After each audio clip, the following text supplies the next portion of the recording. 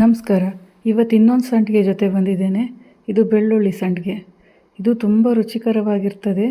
ಅಕ್ಕಿ ಮತ್ತು ಬೆಳ್ಳುಳ್ಳಿ ಒಣಮೆಣಸನ್ನು ಸೇರಿಸ್ಕೊಂಡು ಮಾಡೋದು. 2 ಕಪ್ ಆಗುವಷ್ಟು ದೋಸೆ ಅಕ್ಕಿ ಉಪಯೋಗಿಸಿದ್ದು. ಅದನ್ನು ಒಂದು 4 ಗಂಟೆ ಮುಂಚೆ ನೆನೆಸಿ ಆಮೇಲೆ ಅದನ್ನು ನುಣ್ಣಗೆ ರುಬ್ಕೊಳ್ಬೇಕು. ಒಣಮೆಣಸು ಒಂದು 2 ಮುಷ್ಟಿ ಆಗುವಷ್ಟು ಅದನ್ನು ನೆನೆಸಿ ಇಟ್ಕೊಳ್ಬೇಕು. 1 ಕಪ್ ಆಗುವಷ್ಟು ಬೆಳ್ಳುಳ್ಳಿ, ಅದನ್ನು ನೀರಲ್ಲಿ ನೆನೆಸ್ಕೊಂಡ್ರೆ ಸಿಪ್ಪೆ ಬೇಗ ತೆಗಿಲಿಕ್ಕೆ ಬರ್ತದೆ ಅಂತ ನೆನೆಸ್ಕೊಂಡು ಸಿಪ್ಪೆ ತೆಗೆದದ್ದು. ಅದೆರಡನ್ನು ಪೇಸ್ಟ್ ಮಾಡಿಕೊಳ್ಬೇಕು, ಬೆಳ್ಳುಳ್ಳಿ ಮತ್ತು ಒಣಮೆಣಸನ್ನು. ಇದು ಬೆಳ್ಳುಳ್ಳಿ ಸಂಡಿಗೆ ಆದ್ದರಿಂದ ಬೆಳ್ಳುಳ್ಳಿನ ಜಾಸ್ತಿ ಉಪಯೋಗಿಸ್ಬೇಕು. ಆಗ ಕರ್ದಾಗನೂ ಬೆಳ್ಳುಳ್ಳಿ ಘಮ ಘಮ ತುಂಬ ಚೆನ್ನಾಗಿ ಬರ್ತದೆ. ನೈಸಾಗಿ ರುಬ್ಬಿದರೆ ಆಯಿತು. ಈ ರೀತಿ ಆಮೇಲೆ ರುಬ್ಬಿದ ಅಕ್ಕಿಗೆ ನಾವು ಮತ್ತು ನೀರು ಸೇರಿಸ್ಕೊಂಡು ನೀರು ಮಾಡಿಕೊಳ್ಬೇಕು. 1-2 ಲೋಟ ನೀರು ಸೇರಿಸ್ಕೊಂಡೆ. ಆಮೇಲೆ ಈ ರುಬ್ಬಿದ ಮಿಶ್ರಣವನ್ನು ಹಾಕಿ ಒಲೆ ಮೇಲೆ ಇಡೋಕ್ಕಿಂತ ಮುಂಚೆನೇ ಕೆಳಗಡೆನೇ ಇದನ್ನು ಮಿಕ್ಸ್ ಮಾಡ್ಕೊಂಡು ಇಟ್ಕೊಳ್ಬೇಕು. ಇಲ್ಲಾಂದರೆ ಅಕ್ಕಿ ಅದರಿಂದ ಒಲೆ ಮೇಲೆ ಇಡ್ತಾನೆ ಗಟ್ಟಿಯಾಗಿ ಗಂಟಾಗ್ಲಿಕ್ಕೆ ಶುರುವಾಗುತ್ತೆ. ಮಸಾಲ ಮಿಕ್ಸ್ ಆಗೋದಿಲ್ಲ ಕರೆಕ್ಟಾಗಿ. ಕೆಳಗಡೆನೇ ಲೈಕ್ ಮಾಡಿ ಮಿಕ್ಸ್ ಮಾಡ್ಕೊಂಡ್ಬಿಟ್ರೆ ಮುಚ್ಚುವಾಗ ಏನೂ ತೊಂದರೆ ಆಗೋದಿಲ್ಲ. ಈ ರೀತಿ ಚೆಂದ ಮಾಡಿ ಮಿಕ್ಸ್ ಮಾಡಿಕೊಳ್ಬೇಕು. ರುಚಿಗೆ ತಕ್ಕಷ್ಟು ಉಪ್ಪನ್ನು ಸೇರಿಸ್ಕೊಂಡು ಬಿಡಬೇಕು. ಈಗ ಒಲೆ ಮೇಲಿಟ್ಟು ಅದನ್ನು ಮಗ್ಚಲಿಕ್ಕೆ ಶುರು ಮಾಡಬೇಕು. ಒಂಚೂರು ಕೈ ಬಿಡಲಿಕ್ಕಿಲ್ಲ. ಪಕ್ಕದಲ್ಲೇ ಇನ್ನೊಂದು ಪಾತ್ರೆಯಲ್ಲಿ ಬಿಸಿನೀರು ಮಾಡಲಿಕ್ಕೂ ಇಟ್ಕೊಂಡಿರಬೇಕು.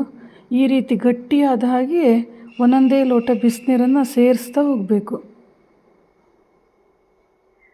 ಒಂದೇ ಸಲ ಜಾಸ್ತಿನೂ ಹಾಕ್ಕೊಳ್ಬಾರ್ದು. ಒಂದೊಂದೇ ಲೋಟ ಸೇರಿಸ್ಕೊಳ್ತಾ ಮಗ್ಚ್ತಾ ಇರಬೇಕು.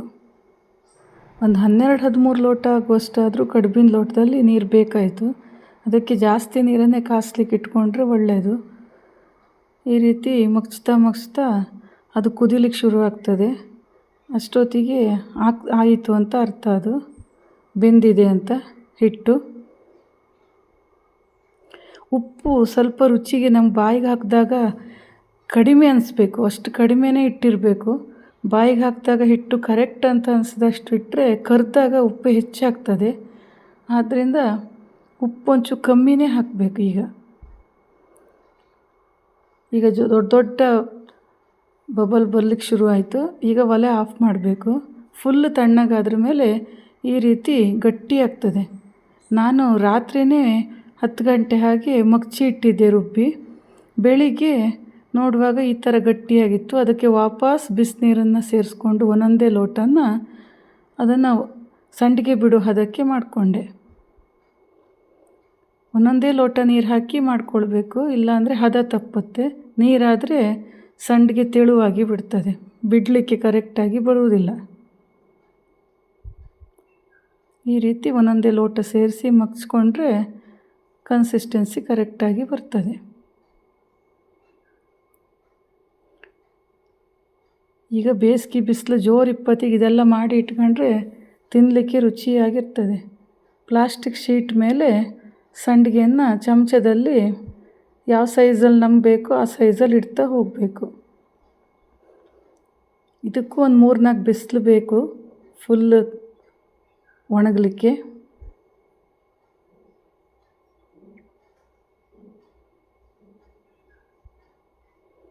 ಈ ರೀತಿ ಸಂಡಿಗೆ ರೆಡಿ ಆಯಿತು. ಬೇಕಾದಾಗ ಕರೆದು ತಿನ್ಬೋದು. ನಾವೆಲ್ಲ ತೆಂಗಿನ ಎಣ್ಣೆಯಲ್ಲೇ ಕರಿಯೋದ್ರಿಂದ ತೆಂಗಿನ ಎಣ್ಣೆಯಲ್ಲೇ ಕರೆದೆ ನಾನು. ಈ ರೀತಿ ಸಂಡಿಗೆ ತುಂಬ ರುಚಿಕರವಾಗಿರ್ತದೆ. ಒಂದು ಸಲ ಟ್ರೈ ಮಾಡಿ ನೋಡಿ. ಸ್ವಲ್ಪ ಅಕ್ಕಿದೆ ಮಾಡಿಕೊಂಡ್ರೆ ನಿಮಗೆ ರುಚಿ ಗೊತ್ತಾಗ್ತದೆ. ಒಮ್ಮೆ ಮಾಡಿ ನೋಡಿ. Thank you.